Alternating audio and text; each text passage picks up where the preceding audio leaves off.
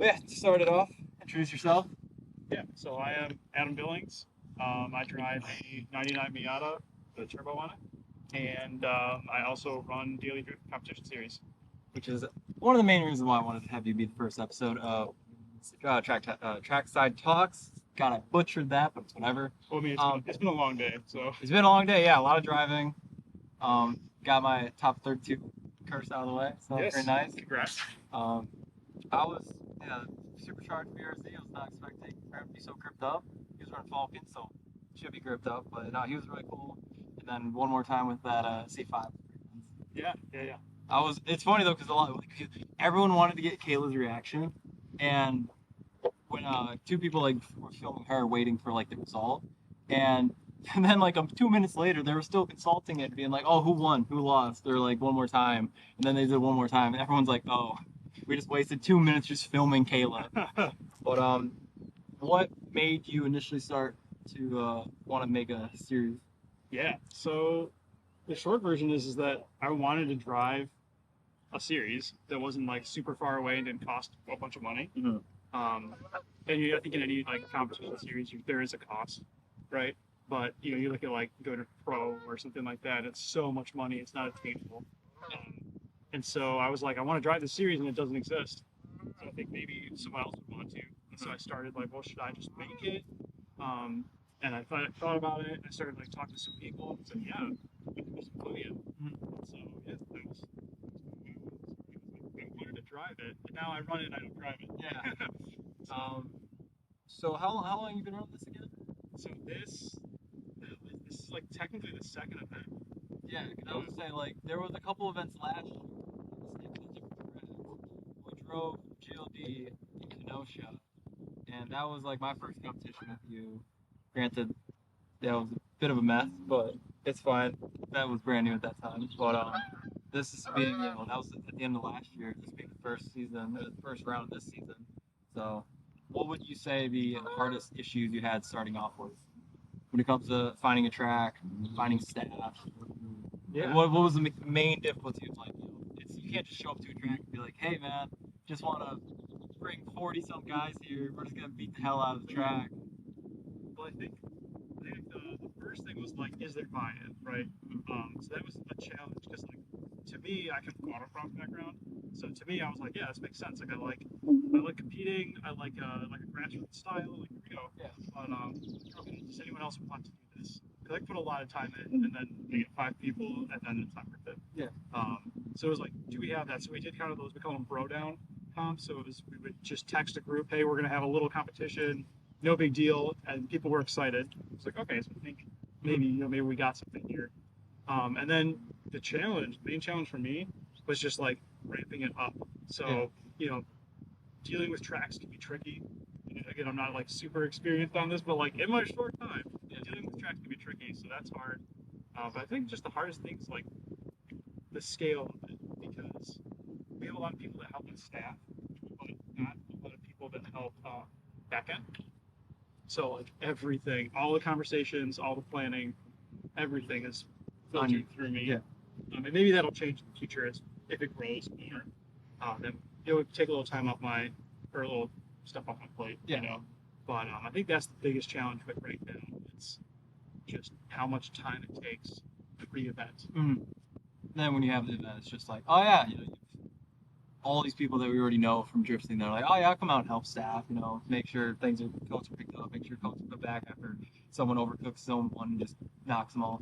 Yeah, and that was something I learned when we did the Invitational in 2022. Yeah. Was that I didn't have enough staff. I thought we were good. And we had one person not show up, which it happens. Yeah. Right? So we had someone not show up, and then all of a sudden it was like, now I'm short staffed. So I was running a lot, like cones, and I was doing announcements, which made it really difficult because if anything came up, I couldn't deal with it. So for this event, we had more staff. Yeah. And it was awesome. They killed it. Yeah, right? no, it was very, very organized. I mean, every corner, it would be like you have a guy with a little flag, and it's like, yeah, come, stop. All right, now you're good. Now, like everyone was on the mic, everyone was listening, and that was actually really sick to see. I feel like a lot of events need a lot more staff. So to find at least a good group of people that help. Yeah, and like again, hats off to them because I could do all of that background time and like set everything up and show up, and people don't staff or they don't care or something, and then the whole event explodes. Yeah. So I mean, like you said, if you do a single rolling burnout, it's like, oh, you gotta be out of here. But like, if you have to have an order to be like, all right, that's natural. Can't break the rules. yeah, right. And, I'm sure you can see it too. Like I don't see everything. Our grid guy doesn't see everything. So one of the judges today was like are you guys done? Because we were like firing off radio communication back and forth, and they were trying to announce a winner, and they were like, "Are you guys done yet?" But it's those conversations that are happening that help everything run smooth. So big thumbs up to those guys. They saw some suffering people, but So what would be what's next? I mean, obviously you have the next event or the next round. It's 4 rounds for a series, and it is best 3 positionings for the winner of the series, right? yeah. So because we swapped tracks, we were originally set to run at Great Lakes Dragway, and then we ended up here at USA a little bit later. Um, but I told everybody it was a 3-round series, and people had already bought season tickets, and so it was important to me that I not force people to buy a 4th ticket because not everybody can make it. I'm committed for 3, and if I said, well, you're not gonna, someone could come in run 4, and then you're out of the championship. To me, felt wrong. Yeah. So, so that's for 3. Yeah. So we're gonna cut one off. So if you get top 32, then you get 3 firsts. We take the 3 firsts. Yeah. So me next time. Yeah, exactly, dude. Exactly. Oh man, it's nice too because as a drifter, there's very few outlets that you have to be like show your might, like shape yourself up, size yourself up. It was definitely just as a driver, the nerves coming into it, you're just like on the line, like I was having a heart attack, man. Yeah, like my girlfriend's like, oh, you got this, you got hype up, and I'm like, I can't, man. I'm like about to die here. And then after dude calls like, oh yeah, good job, gives me knocks, and I was screaming in the helmet. I was like, F yeah, dude, like. And then after that, just hard drop of like stress. It is insane how like going into the top 32, everyone's paranoid about stress. And then after your top 32, if you pass that, everything's out. Everything after that's like, all right, we did it. Yeah. But I don't know. No, also driving comps. It's like that top 32 because you go cold, right? Yeah. So you've done practice and you're like, all right, cool. And then you go sit and you eat lunch or whatever. And then you just think, and you think, and then you end up in the 32 battle. But once even like the first run, you're like, cool. I can drive. I still remember how to drive. Then it's fine. Yeah. That was nerve-wracking. And then it ramps up so quick. Yeah. Like I was almost overheating. This thing was almost overheating after like the one more time. Not even one more time. It was literally just between the 2 runs of. No, yeah, it was between the one more time. Yeah. Is this thing's just on a fan and no thermostat, so it got pretty hot. And then like usually like driving it, cools it down a lot quicker, obviously, than just having it sit at idle. But it was nice though because they let me do a quick just a little. I mean, yeah, you were there. I asked you. I was like, can I just like go down the street and back real quick? Let me just cool her down. That was fun. Yeah, and I think too, like there's, the battle went really fast, which is nice. Yeah. But we wanted to keep it moving because I'm sure you watch FD, I watch FD, and sometimes there's huge gaps. We had a couple of gaps today that could have been better, but generally like 32, 16, it was really, really quick, and that was one of our goals. So like we just have cars, so when you're a spectator up there and you're like, oh, I drove 3.5 hours, Yeah. like it's worth it. Yeah. And also the drivers too. You don't want to sit for an hour and a half waiting for your pen. I feel you. Do you have how do you scale it? What's so I mean obviously you have next round, 3 more rounds for the season, but what is preventing what's preventing you from making it 8-round series like FD, or maybe being like maybe making the track instead of like the 4 corners here, making it like all of intermediate, like what's gonna bring it to the next step of like, wow, this is very legitimized, or this is very pushing the. Yeah, so I think we'll have we have news to me. Tracks, so I think the track stuff we're trying to utilize the space best we can. Yeah. So we have a couple different things planned. sort of, it's tough. It's like, where do we want it to go? So I think what's awesome about it right Don't now. mind me. Hi. I think what's awesome about it right now is that it's like kind of grassroots. If you look at our podium, we got a nitrous E46, so we got basically a pro car. We got a turbo VQ 240, and then LS R7. So you had some builds, Yeah. but like the E46 is just on a bottle. We had a Miata go into the 16. He had the issue, but you know there was an argument he could have pushed into 8. Yeah. And so I think that's what I love about it is that it's. I mean, I almost pushed top 8 in this thing. This thing's just stock DE. Exactly. You know, granted, yeah, it's gutted. It's basically weighs nothing, but like in a sense of this is not an unattainable car. Like this is a street car just with all the weight reduction with angle. Yeah. So I guess what I'm trying to say is like I like the vibe that it has now, where you can just show up and drive, and you could do full interior, you could do full gauge. Yeah. We're open to it all. But I think the way we scale it is we just have them right now, and so we get more people out here. You know, I would love to see a couple hundred people cheering on our drivers, and more partners coming on board, of course. You know, that always kind of helps. But I have awesome spike like, they wanted to do 2 days of double headers, and then all of a sudden, like, oh, we have 2 days. Yeah. But it's just stuff around us, Not good. around here. So, Interesting. Whatever. Do you ever plan on having like practice days? it would depend, right? So this year we had very limited time because Cancellations of the old track. Yeah, because we had to move tracks. So Mike was nice enough to just let us in with these specific days. But yeah, I would love to have some practice days, or I really want to do double headers. So like we have the the one at the end of the month where it's a Saturday, Sunday, and so to me that would be sick. So we have round 3, round 4. So maybe we're talking about down there, but you know maybe it's a 6-round series, 3 weekends.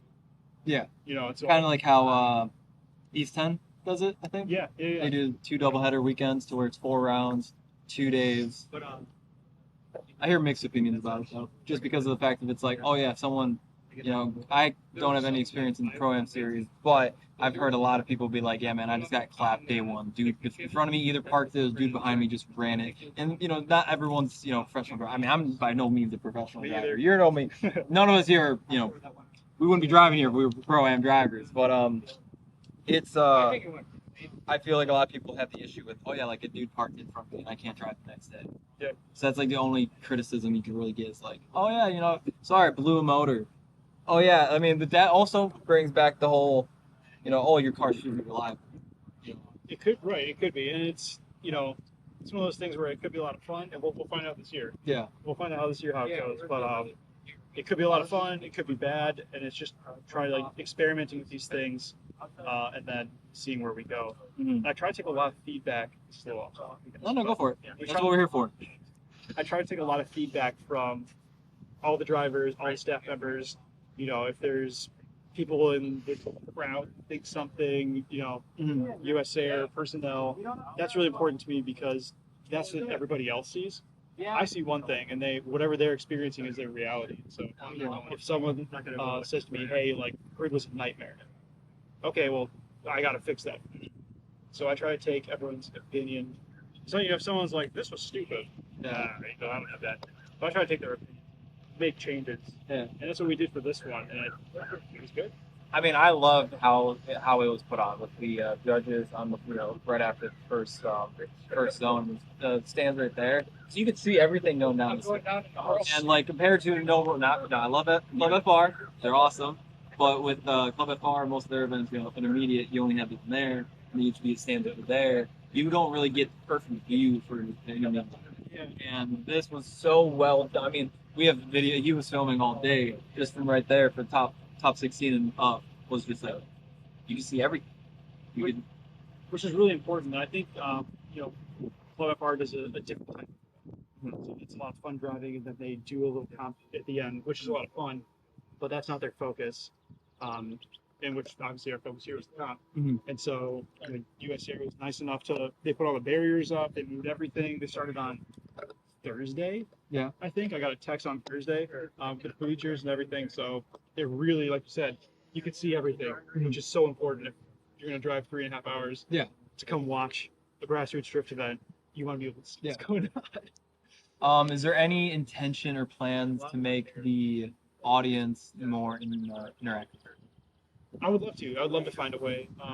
We had a couple of like mic issues today, which was my fault. Yeah, actually. yeah. I was gonna say that one critique, man. Uh, No one heard you.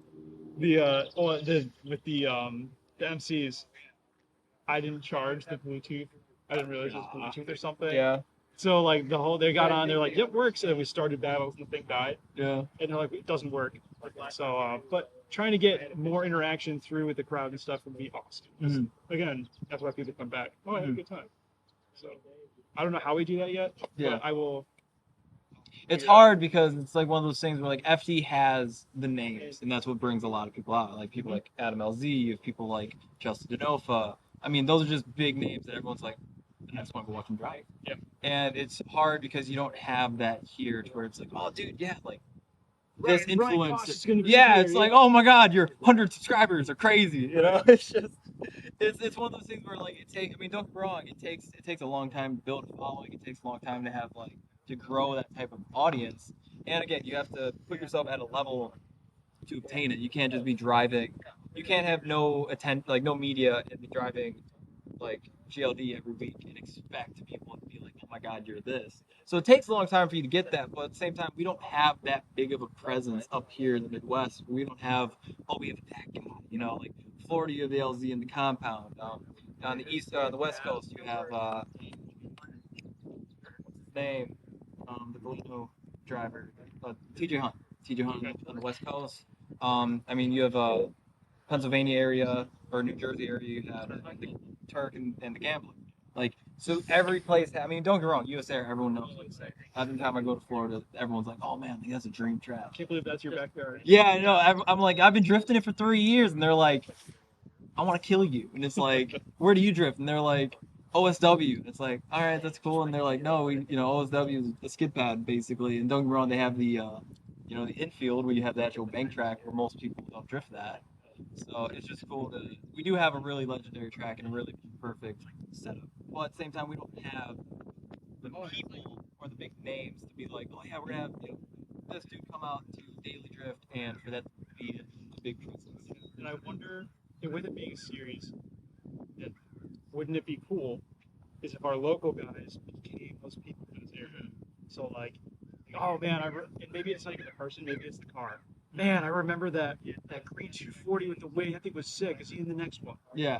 And then maybe we'll come back and watch him, and all of a sudden now you're, oh, that guy's Instagram. That dude's cool. Yeah. You know. So is it possible to build something like that? Because it is a series. Yeah. So we could have it. If they come up a couple of times, maybe that would be cool for me, because then that puts more spotlight on you guys. Yeah.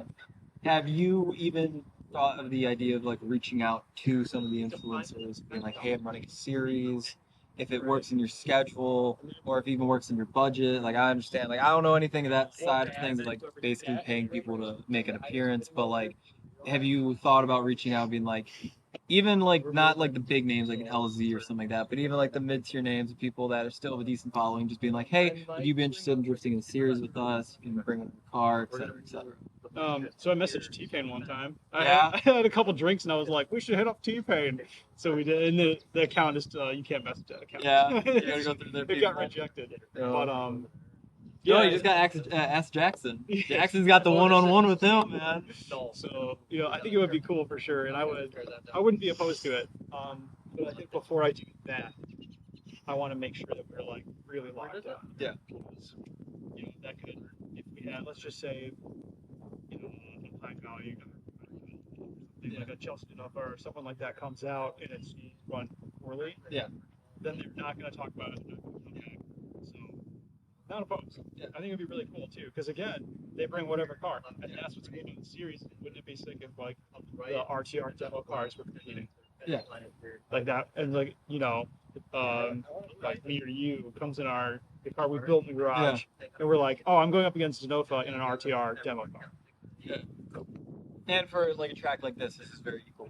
Yeah. Don't get me wrong, you run a half-inch toe in the rear end, you got some grip going, like a certain Z out here, but not this one, not mine. But no, like don't get me wrong, like there's definitely people that came to party, and There's definitely people that came to win. Yeah. And yeah, it is a lot of fun having that. It's like there's I think so. I've thought a lot about that too, and I've talked to a lot of people because I was worried, right? I'm worried about that. Hey, what happens if someone with a family built car wants to sign up? And we came to the conclusion that, you know, is that what the series is meant for? Kind of. Because, like, let's say I want to do comp driving, and I'm getting into it. That's the level. If this is cool, and I'm like, I am a comp driver now, you need to be at that level if you want to really, right? Not that we are really competing here, but like, want to go into a bigger series. Yeah. That's the level you need to be at, and it kind of gives some perspective. That maybe people disagree, but that's how we look at it. Yeah. You know. I feel it.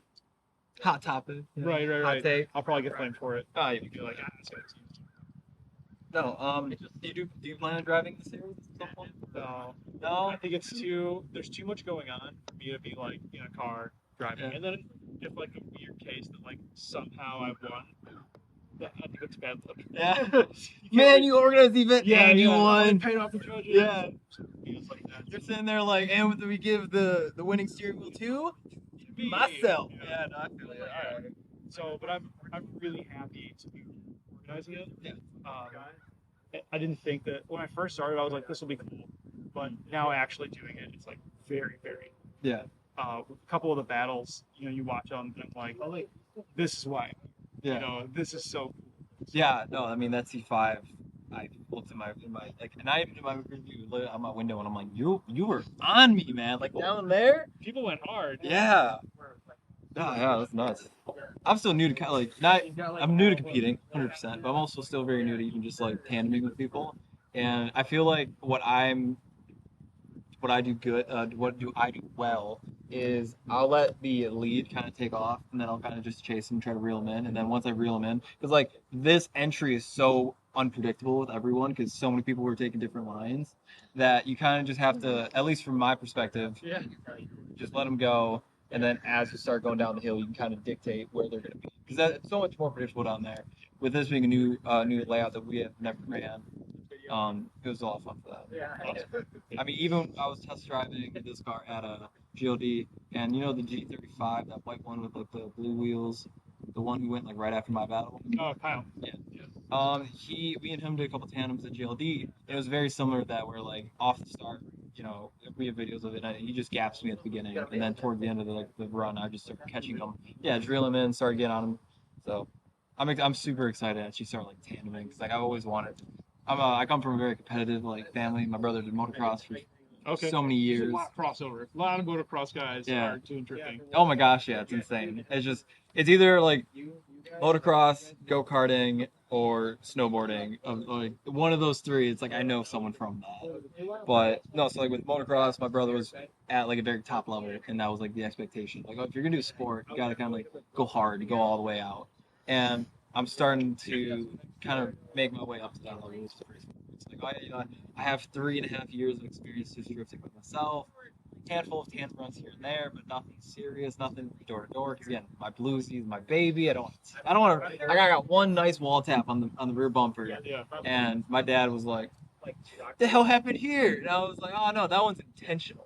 And then there's like another dent that I didn't make, but I bought the car like that. And he's like, "Well, with this one," I was like, "That one I'm upset about. I don't know about that one." But the intentional, complete just scuffing, that's cool. Yeah. But I don't want, this side of the car is pretty clean, but this one's got a pretty big dent in the back, and the other side's pretty dented by the door. But like, this is nice having a car that, like, you know what? Don't treat it like a baby. Treat it like you're competing. Like, I mean, my brother would go through like a motor, like a race motor in like 16 some hours. But he didn't have to get removed because he just beats it and something like it. And it's nice having a car like that. Like, yeah, no, this thing's gonna get me done. It's to progress me as a driver. It's to be with other people and put it on their door, etc. But it's fun. Do you plan on building even a different competitive?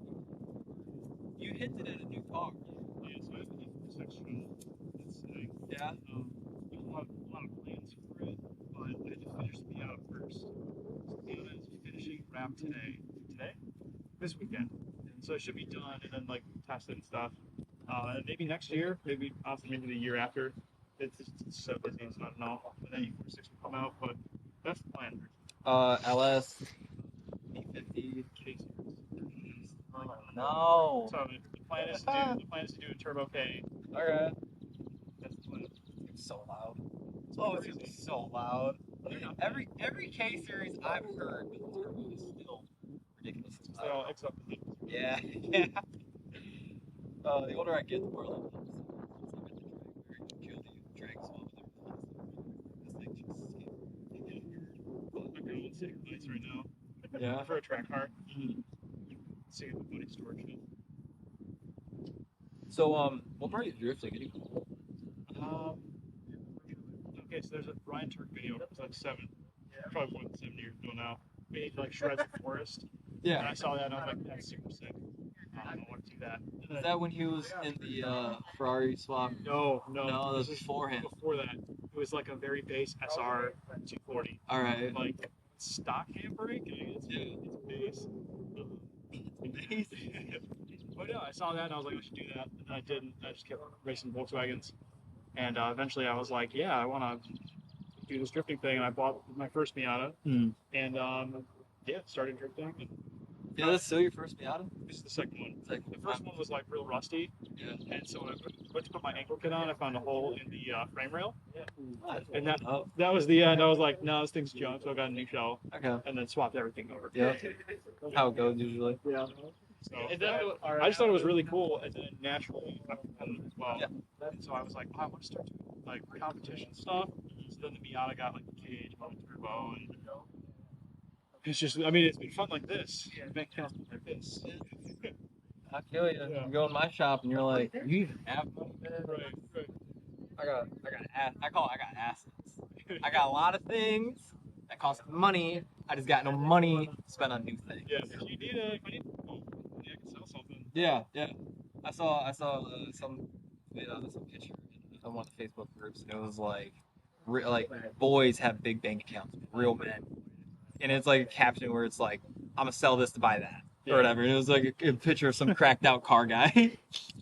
That makes sense. Yeah, I mean, literally how I got this car was I traded an automatic system with some cash on top. It was just like, yeah, I had a car that wasn't doing anything for me, but I knew no one would want to buy it probably for what I wanted out of it.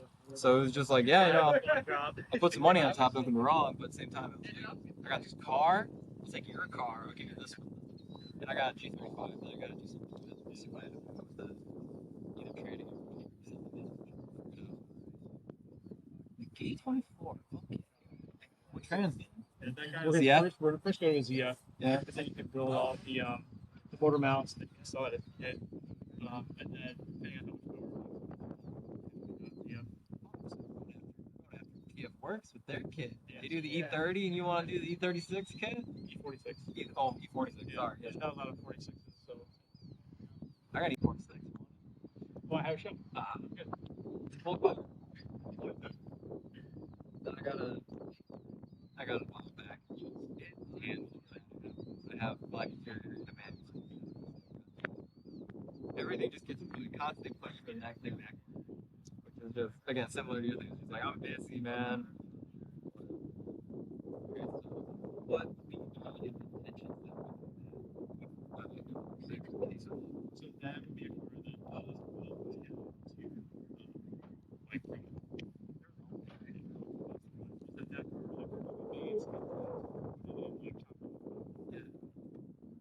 I was just telling Drew about it too. I was like, I wish someone would take it on the motor and like throw it or FT. Like, cause every chassis has like their car for basically drifting. It's like, oh yeah, Nissan, you have 240s, 350s, even Toyota has turns. Supra that came out, everyone's been drifting that now. It's like Honda has you're gonna have fun. Yeah, So just imagine, like, dude, possibly. I just wish because for motocross, a dude named Jet Lawrence, he just moved up to the 450 class. He's Australia, some young kid, but he just kills it, and he's factory HRC, so Honda Racing Company, or whatever. And I was just like, imagine if like HRC, like basically top tier, like, because like, dude, imagine like it doesn't have to be an S2000, but just I wish Honda made a new chassis. Like, imagine they come out with a new S2000. or anything. Oh, I would love that. I think that We're would wishing be. a lot of things. Yeah, I know. That's just what we're here for. Yeah. Just talking. But no, that would be real sick. I think that would be the coolest thing. Honda Pro Am. I think it's cool. So we'll see. And we do a weird thing. Sometimes the partners come up with Yeah. because they want to support it. Yeah. It's nice. But we're gonna see what happens. Yeah. I gotta get the Miata done, and then the series now takes kind of precedence over my driving. Yeah. Just because there's, it's not just me. Why do you do that? I'm so tired. I couldn't even get it. Did you practice this layout? Well, my car's been down, so we drove down to Seto, and then I was here. Me and Jake and Alex, Yeah. tested a bunch. So we made some tweaks. That road, I haven't even driven today, so. Oh wow. But whatever. You get it run long? Yeah. All right. Yeah. It was funny. It's like usually I would be like when we tested GLD, I drove the whole thing, so it's different. Anything? Don't think anyone. Yeah, dude. Well, I got a lot of people think, but I think all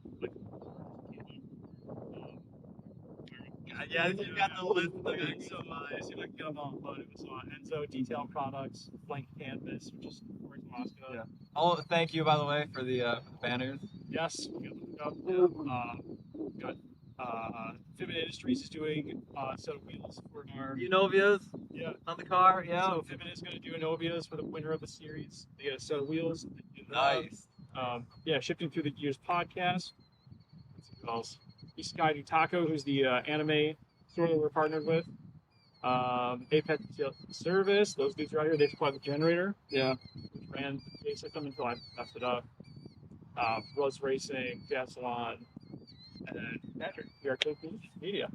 But thanks to those guys, and then the staff. What was the case number for the call? Oh yeah, so Golden Peaks Productions. Yeah. They were out. I got the last one on the Yeah, list. dude. So those guys, they reached out. They were talking to Mike, US Air. They reached out to me after that and said, "Hey, we want to shoot some of these. We don't have a lot of drifting footage." So they seemed really stoked with the footage they got, and I'm really excited to see it. I feel so embarrassed because I don't know which one of the tire marks over there, but I think it was their second time following me. I just got a lump in my head, and I was like, I'm just gonna send a 1-2 entry and break your circle. It's not perfect, you circle that way. Yeah. That's basically what I did before I transitioned there. I basically started going this way. I didn't hit any cones, thankfully, but I basically just beached it over there, and I was like, it was just a solo run. And I was like, oh, they were following me really close. They got that long. I want to see it low key. I would love to see that footage of me just. So it's super exciting to have them out, and I know a lot of people were hyped on it. Yeah. Yeah, man. Just thanks to everybody for staff today. Like I said, well, I can do years of planning, And if no one shows up and helps, judges, you want to name them off? Yeah, so we had Dwight Peter and Jacob Anderson and Alex here. I think they did really well. It's again, I don't see every single battle. The only thing I wish I could, I wish I had the FD, side by side for my battles. That would have been sick. Yeah, they do. So David Heller is our was over there as well, and he had his cameras recording, and then would put it on in front of the judges, and they were watching. Oh, so we had a small system. I guess there's a ramp up to go all the way back, because I would love to have something like that. So live stream and doing a live stream would be huge. Yeah. Oh, it would be so nice. Footage for the judges to fly. Yeah. Or current. Yeah. There's my ramp up. There it is. Because for this layout, you could have easily either had what they're called, the in that corner to where you could have the run up. Since the run up's not too anything crazy. You don't judge until the first zone. Well, just in that corner, you could have the camera 20, 30 feet high, get the whole layout right here, and then have that side by side. That would have been sick. Yeah, and there's something I need to explore, right? I know very little about live stream stuff. I'm not exactly tech savvy. I'm still young, but I guess I'm not that young.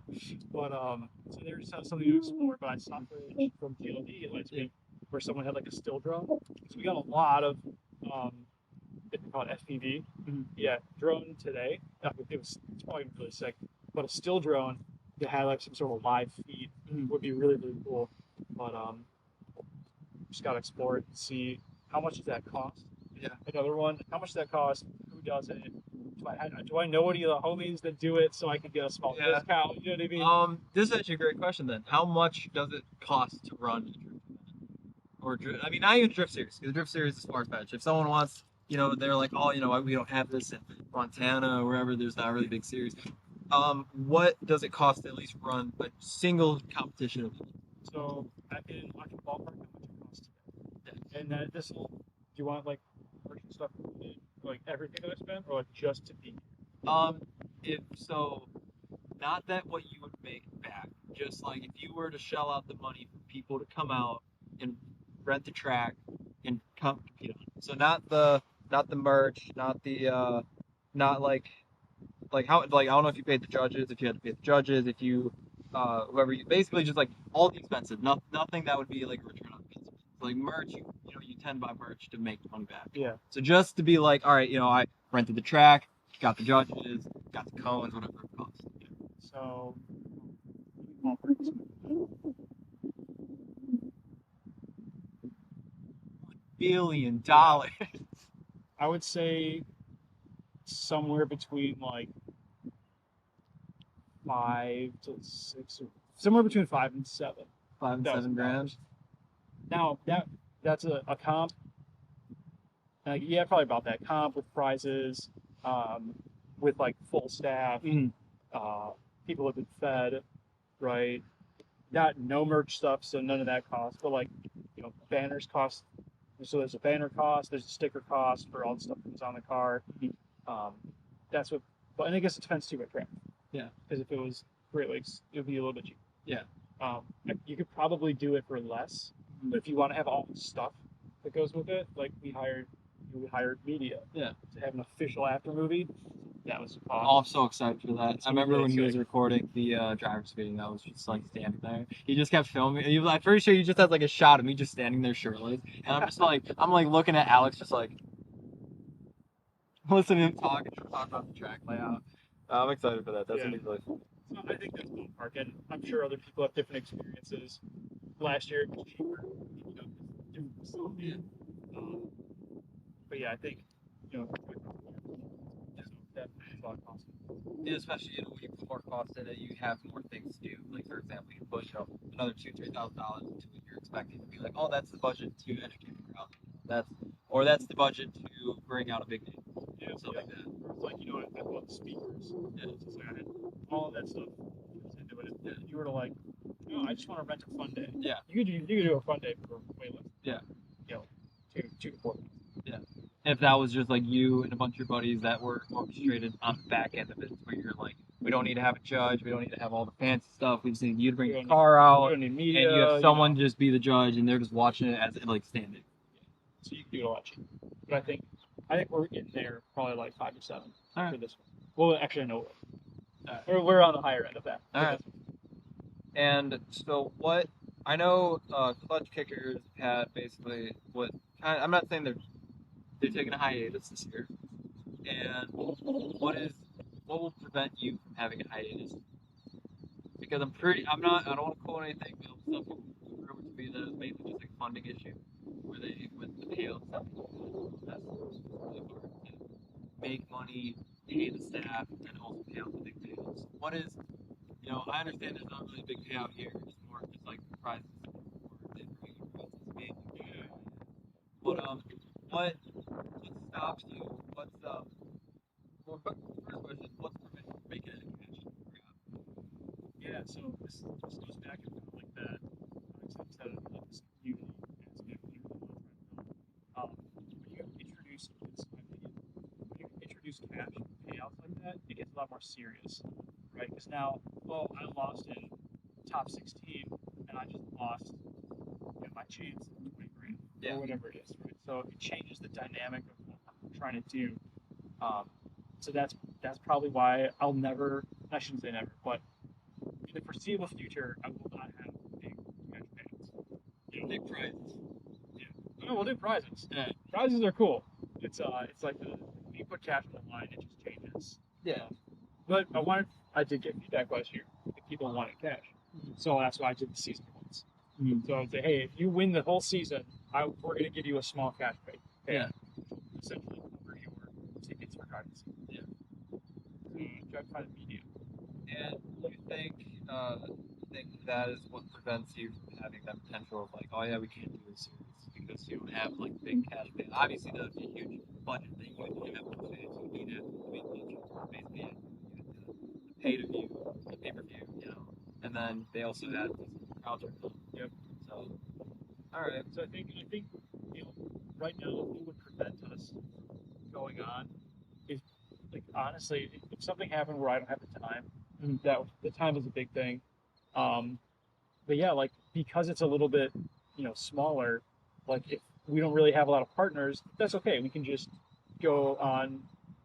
It's those little birds Oh, just yeah. walking the track looking for little little bugs that pop up from when we dirt drop. If like we had no partners, we could just not do just big friends, and you would still do it. So right now it's time.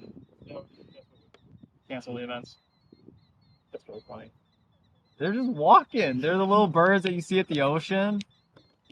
Oh, so you can flip it over there. Watch them. Little things on the ground. They're like, can you please leave? We're trying to take back our home.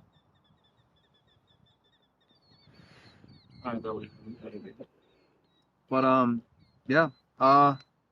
Great event though. Thanks, man. Honestly, like compared to, cause I've been to FD rounds, I've been to clutch kicker rounds, I've been to a decent amount of stuff. We had Riverside last year. Don't get me wrong, Riverside's a really good event. Riverside's sick, but no, definitely on the grand scheme of like, I might be a little biased because I get to drive it, I get to be a part of it. It was really done well, and I really hope this thing grows. I mean, I always thought like, this was a little crazy thought I had, but like, imagine, we used to have Midwest Drift, which was the Pro-Am series up here, and that got shut down, I think, like 2018.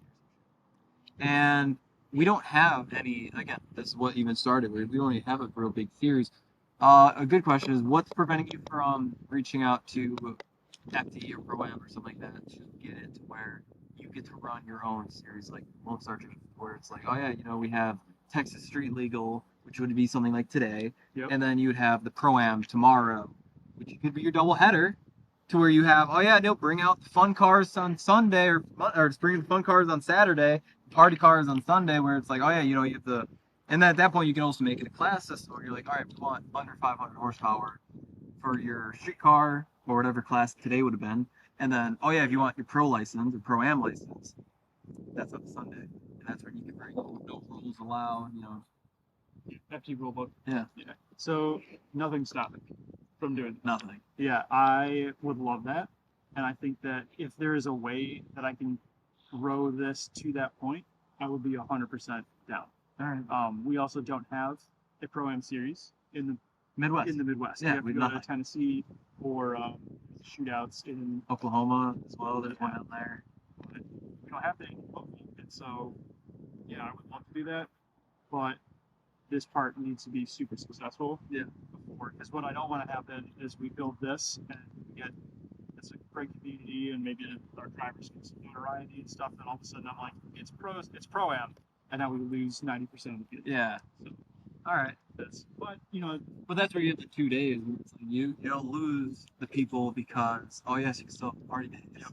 And it makes the party days even more fun because it makes it still more attainable. Where it's like, 500 horsepower, LS2 or LS3 BRZ with a Windsor's quick change. I'm pretty sure his name's Andy. He was out here, awesome fucking driver. I loved him. He was so much fun to talk to.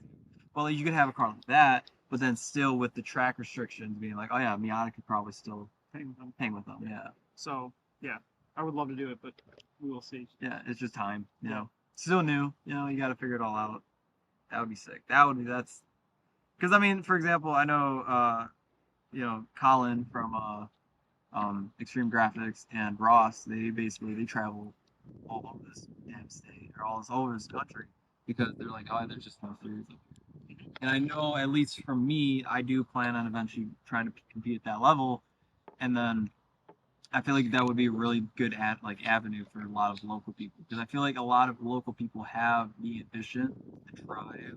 It's just they don't have the facilities to be like, I can't just drive, you know, 13, 14 hours, 20 hours, a full day to California, Texas, all these places just to be like, yeah, I'm getting my pro license.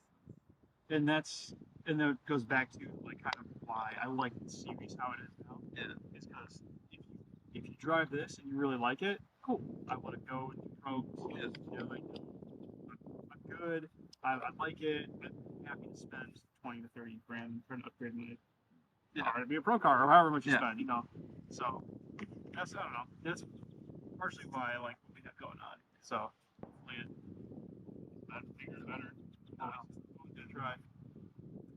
You know what would be cool? Okay, so wrap it up. Wrap it up soon. All right. A good question then. Do you have any intentions on like giving drivers a bit of an avenue? Like, I mean, obviously we didn't have the biggest crowd today, but you obviously can't expect to have 100,000 people here. Is there any idea of like having like if you want to talk to Jacob Anderson or you want to talk to Alex here and just like where it's like, oh yeah, you know, like a little 30-minute booth or whatever, where it's like you can have people come up and ask questions. Or like, because we do have some people that already do go drive all these big events. Like last year, you had Ross be one of the judges.